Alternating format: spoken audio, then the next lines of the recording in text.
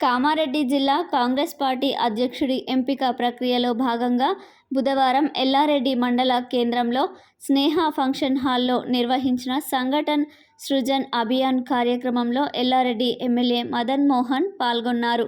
ఈ కార్యక్రమానికి ముఖ్య అతిథిగా విచ్చేసిన AICC observer, Rajya Sabha MP Rajpal కరోలాకి ఎమ్మెల్యే స్వాగతం పలికి శాలువాతో సన్మానించారు. ఈ సందర్భంగా ఎమ్మెల్యే మదన్ మోహన్ మాట్లాడుతూ, కాంగ్రెస్ పార్టీ సంస్థాగత పునర్నిర్మాణంలో భాగంగా డీసీసీ అధ్యక్షుల నియామక ప్రక్రియ ప్రారంభమైందని, పార్టీ బలోపేతం కోసం పాటుపడే వ్యక్తిని అధ్యక్షుడిగా ఎంపిక చేయడం జరుగుతుందని తెలిపారు. అనంతరం ఓట్ చోర్ గడ్డి చోడ్ రాహుల్ గాంధీ పోరాటానికి ప్రజా మద్దతుగా నియోజకవర్గ యూత్ కాంగ్రెస్ నాయకులు చేపట్టిన సంతకాల సేకరణ కార్యక్రమంలో పాల్గొన్నారు.